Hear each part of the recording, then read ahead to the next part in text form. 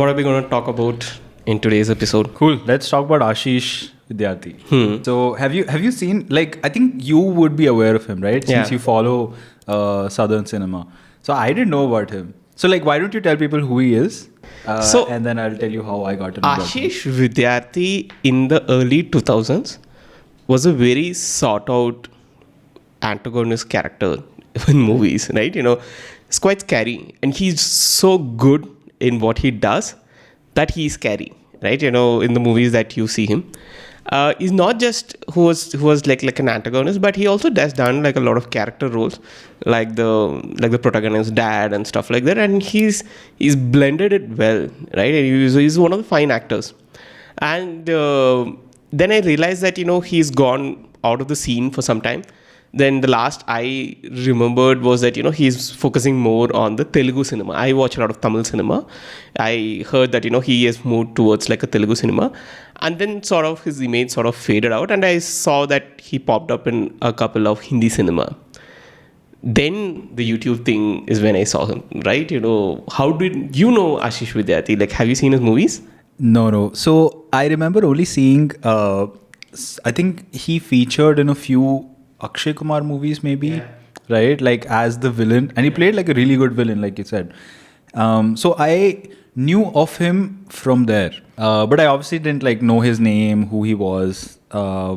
But I recently came across his YouTube video. And I was fascinated because of the name itself. It's not just his name, it's Ashish Vidyarthi Actor Vlogs, which is pretty interesting. And I saw his name, I recognized him, I clicked on it, I saw the video. And while we were talking, who can we talk about? I think you tweeted about him. Yeah. He was something he was doing. And I was like, okay, let's talk about him. But I think his journey on YouTube has been so fascinating, right? We were talking like while we were setting up. And why don't you tell me his journey on YouTube, which I'm not much aware of? Yeah, so his first vlog was in November of last year. And within like 10 months maybe, less than a year, he has crossed 1.1 million followers with not a lot of, not too many videos. I mean, he's put a decent amount. And like, but that time span is something that I found so fascinating, right? He's not doing anything different. It's not like he's giving you like behind the scenes of his movies. I don't think he's doing too many movies now. Maybe like a few theater videos were there. But it's mainly centered around his traveling, because he's traveling a lot. He likes to eat a lot of food, and you know, wherever he's going, he tries to like try different cuisine and all of that. So his most popular videos are usually when he's trying something new, right? Food wise. And I think the premise of his type of content, right, which I find very fascinating, is again similar to like the Carl Rock, which we talked about in the previous episode. He's someone with a unique perspective or like a unfair advantage on others, in that he's been like an actor and he's been part of Bollywood, and now he's sharing his life with you, and maybe a little bit sense of voyeurism where I'm like, okay, he seems, I've seen him there, let's see what he's up to. I was doing my research and I noticed this trend happening with a lot of other creators also, right? So I don't know if you follow these people, but Alia Bhatt, she has a YouTube page. Doesn't post too much, but almost 2 million subscribers. Hardik Pandya's wife, her name is Natasha Stankovic. I don't know I hope I'm pronouncing that right. She has a YouTube page. Only 8 long form videos. Most of the other ones are shorts. Almost 250,000 subscribers. Then Kirti Sanon. Hope I'm pronouncing that right. Multiple shorts. She's Kriti Sanon. Kriti Sanon. Yeah, sorry. Multiple shorts. Only 2 videos that are more than 6 minutes. About 6 minutes.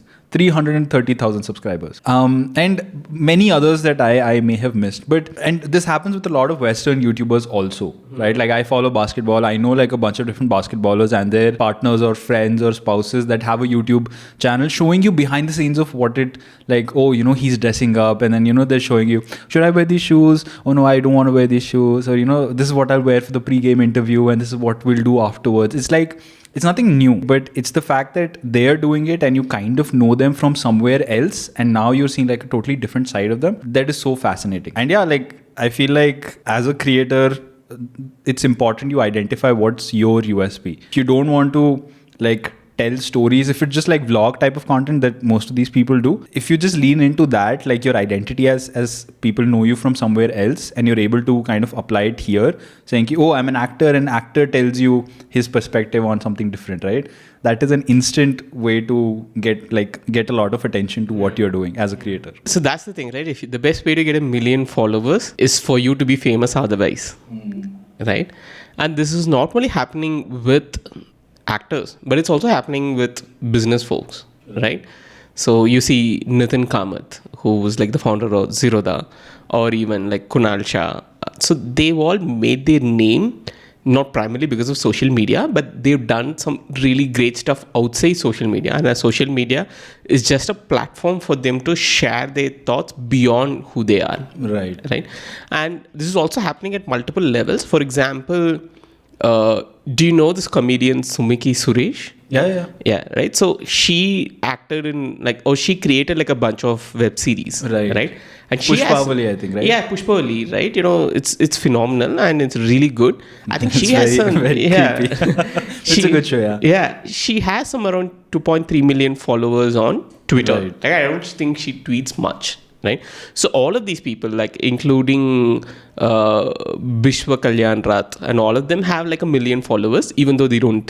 And recently, I also noticed that there was a very famous Tamil filmmaker. His name is Lokesh Kanagaraj, and he's made this famous movie Vikram, which became a smashing hit. And he has 2 million followers, and he doesn't even tweet.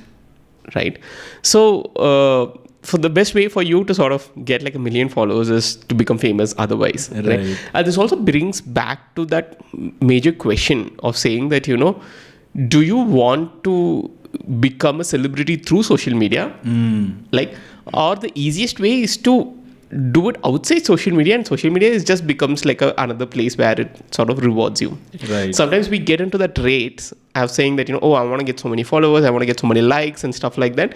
It doesn't matter. If you do what you want, irrespective of social media, if you want to be an artist, be the greatest artist of all time. If you want to be the filmmaker, be the greatest filmmaker of all the time. Do what you love.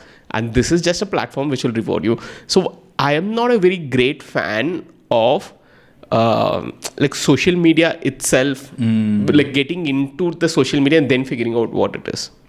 That's right. Interesting. So I'm sure a lot of younger generation, the Gen Zs, they see that as a very, very interesting career path.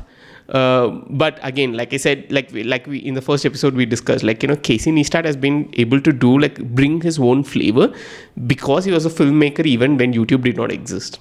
Right. So that's why all of these people, there will be certain people like Mr. Beast, because they grew up with the medium, they'll be able to achieve it, but that'll be 1%.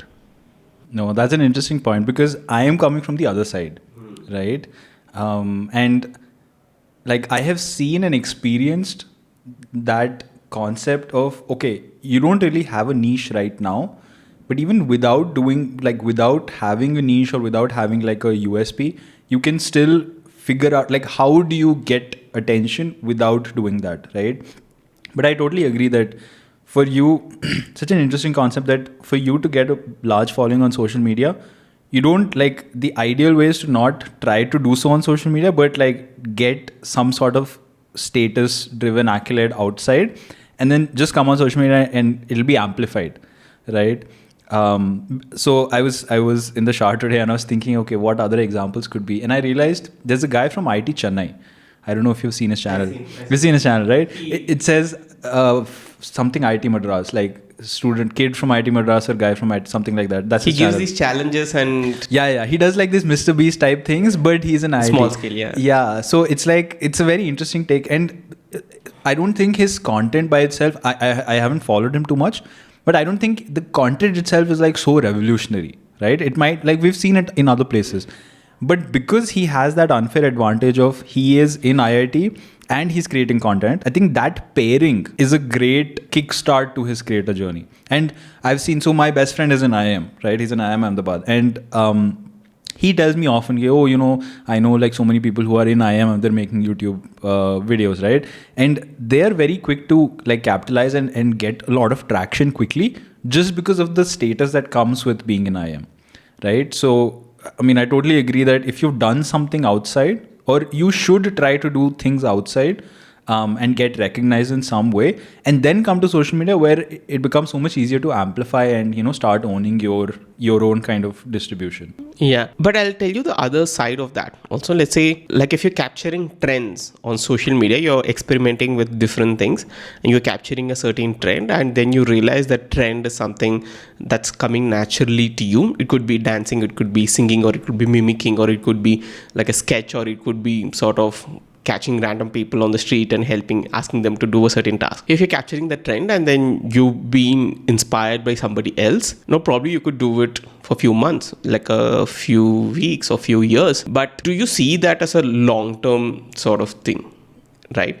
Would you be able to imagining yourself doing it for like 5 years? 10 years sort of a thing. When you play the long-term game, right, then every day you have a very good clarity. Right? So for example, like before this discussion I was talking about, I'm very interested in user research. I'm very interested in user research because I basically like hearing stories. I love listening to stories. The stories don't need to be something great like rags to riches types, even like mundane stories. I'm very, very interested in. Just if you tell me about like your eating habits, I will sit and listen for an hour, because I find like the interesting aspect of how you sort of take decisions between, like, how do you decide between breakfast, lunch and dinner and stuff like that, right? That's probably not interesting for most people. For me, that human behavior is very exciting, and I would probably, even when I'm 70 years old, maybe I'll still be excited about it, right? Because for me, I've come through a journey, and then I realized that, you know, I really love telling stories, or I like sort of thing. But if you're picking up this trend from someone else, I'm not saying you won't, but I'm not sure if the longevity of that particular trend is this an extrinsic motivation or is an intrinsic motivation? I totally. So I can relate to this because I started off my creator journey with writing on LinkedIn quite extensively, right? I wrote like almost 250 posts over a span of like 6-8 months. And after a point, I realized that how much content you can produce, right? That has like an upper limit. That's the kind of content that I would genuinely want to talk about, because there's only so much of like churning out ideas that you can do. And after a point, you get burnt out. But as a creator, when you're starting out, you have to put something out. Like you cannot, like there were times when I was putting something out at 10 a.m. and I was like, yaar, karna hai. And at 9:30, I'm scratching my head for the past 12 hours. Yaar, I don't know what to talk. And I would just like pick something and say it. And often it was only because I have to put something out, like I need to put something out, right? And now looking back, now I don't post on LinkedIn as much, right? Because I like YouTube more and a host of other reasons. But one thing I realized is the post that did the best, and the post I can still go back and read and even talk about today, are the ones that I was interested in. So that could be like mental models, that could be behind the scenes things that you didn't know about, right? Or stories that fascinate me. And all the other things that I was trying to talk about, obviously every now and then you have to do a little trend jacking, right? Like, okay, this is some recent news happened, okay, I will talk about it. Those were the ones that I was not interested in. Because one, there's a time crunch. I have to find a story within something that has a short lifespan and try to like put my spin on it. That's just not something that I'm very passionate about. Yeah. So totally agree that for you to do this long term, you have to figure out a formula. Obviously, you need to do a little bit of trend jacking to be relevant and, you know, to put your opinion on things that are currently trending, but not all the time. Yeah. Like I definitely, as a creator who is still trying to, you know, get a larger audience, I do battle with that. I mean, not so much anymore, but I did battle with that notion ki, you know, if something is trending, I need to like quickly, like just let's turn around a video in like 2 days. Yeah. Or, you know, let's do, like even the Casey Neistat, why I think I commented on our Notion doc that he has come back. Like now we need to talk about him. Like we can't delay this further. This is relevant right now. So that's definitely there. But I think as you grow as a creator, as like you mature as a creator, you start realizing that you have to play the long game. Because if you're not playing this for like 20, 30 years, anyway, the lifespan of you as a creator is pretty small. So if you're not playing this long term, and if you don't like figure out those optimizations in the way you work, then you won't be able to last. Yeah. Like if you're working for like a year and you get burnt out, then what's the point? Yeah. But totally agree. Longevity needs to be. I have a very interesting way to go about it, right? So this is again like my hypothesis. Usually for you to navigate life, you need certain mental models. Okay. And usually that mental models arrive from stuff that you really love. If you talk to me, like even the first time when we met, and I remember you telling that, oh, you already mentioned about Mani Ratnam like twice or thrice, right? Because I love movies. For me, a lot of stuff about how to navigate life, solve problems, either comes from filmmaking or films, right? But imagine you're talking to someone like a grandmaster like Vishwanath Anand. He probably is picking a lot of his life mental models from the world of chess. Right. So if you look at someone like Ashish Vidyarthi, he's probably picking up a lot of his mental models from acting or from literature and all the great artists or like all the people who are very creative. They're able to pick the mental models, how certain world works from one interest to other interest, right? So that is why, let's say for example, if I would love to learn or view life from a grandmaster like Vishwanath Anand, because he brings in a new fresh perspective, right? So all I'm saying is, when a creator already has that inclination or an interest or a personality where he's into something else, then this becomes more easier. Right? You understand what I'm saying? Right. So, for example, it doesn't have to be where you have to be a football player. Even as an ardent football fan, you'll be able to bring a new personality to your videos. Right. But if the search only of who I am is through YouTube, I'm not saying it won't happen, but it might take longer to sort of figure that out. No, that makes sense. Like having a personality and having opinions before you start like putting out content is a better way than trying to form those opinions while you are putting out content. Yeah, that makes sense. So, for example, people bring their certain auras to whatever stuff that they do, right? So, I know a Dalit filmmaker called Paranjit. He's like a new sensation in the last decade. He has transformed cinema like anything because he brought in like the Dalit ideology to the movies, right? But movies is just a way for him to express. He has a social media channel. So he created like this production house called Neelam Productions. So Neelam is blue, and which represents which is one of the favorite colors of Ambedkar. A lot of Ambedkar ideologies associated with blue. Now, it doesn't matter whether he is producing a song, whether he's producing a movie, whether he's producing a video, whether he's writing something, or he's collaborating with other filmmakers. You see a bit of him everywhere. Right, and he's been able to do that because he comes from a very interesting background and he's gone through a certain journey. He's gone through certain discriminations that has made who he is. Right. But let me put it the other way around. Imagine he came as a blank slate and then he was trying to explore movies as without any of this lens. Then probably he might have been like a slightly more generic, right? So I'm not saying everybody will sort of fail, but I'm saying that it's a very rare journey that somebody sort of captures it and goes it forward. So I came across this one very interesting story, right, about like why behind the scenes content does well. Not why, but like behind the scenes content does well. So have you watched The Office? Not much. Okay, you should. It's like so when I first started, I'm pretty sure, hopefully a lot of people have watched The Office, but it's a legendary TV show. Yeah. And for those people who don't know, it's essentially like a documentary style TV show about people who are working in like a paper manufacturing company, like a sales office of a paper manufacturing company in like a tier 2, tier 3 city in the US, right? And when you watch it, it seems it seems nothing like a typical TV show that you expect, like How I Met Your Mother, a Big Bang Theory, things like that. And the filming and production it looks so bad that like once you watch it, you realize that it was so good that they had to make it look that bad, right? So the idea is there's like a story inside a story, that it's a paper company and they're trying to make a documentary about the paper company. And we are watching them make the documentary. So there's various shots of like people just sitting in one place answering questions. And the questions never come. They're just answering the questions. And it like they weave the story. So they have all of these various characters. They have a boss and all these people. So one of the characters is Kevin Malone, right? He's like a tall, fat guy, and he's supposed to be very dumb.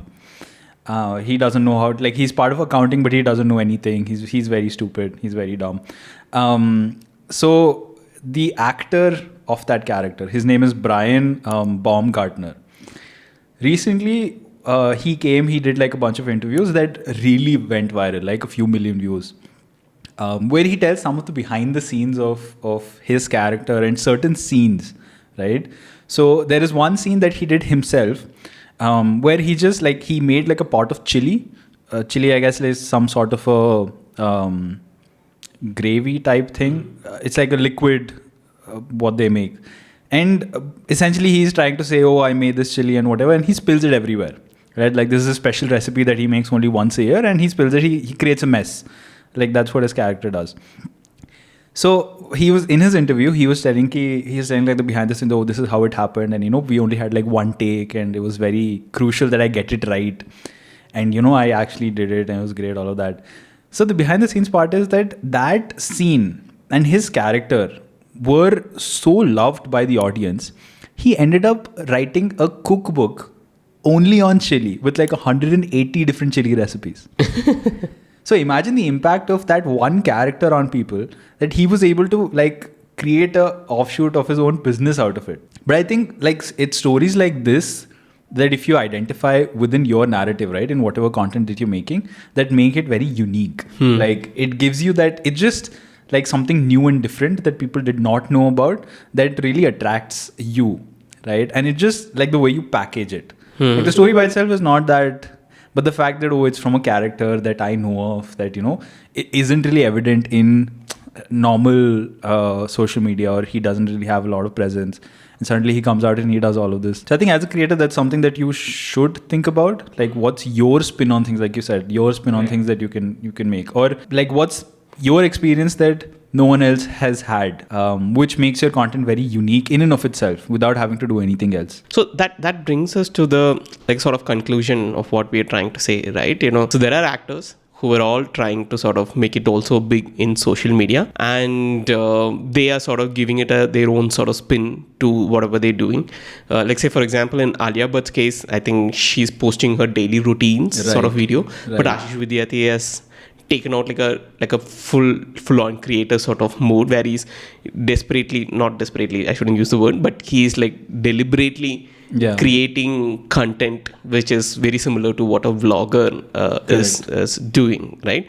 But it is also like, I have few friends who are from Bombay, and they said this one interesting thing, that the number of actors in Bombay has grown so much, and then there are like so many less roles and opportunities that is available, that you have to constantly be on top of the producer's mind, or like the casting director's mind, right? Not even be relevant, but let's say if I'm thinking about a role, there's no scientific methodology for me to pick someone for a role, right? If whoever is like popular and stuff like that. So for them, it also becomes a pressure to sort of be in all social media, so that like they're just hoping that the casting director is going through his feed. So rather than like going to an interview, you can just use your videos as a way to showcase your that makes sense. So the offline way of doing it is where they go to all these parties.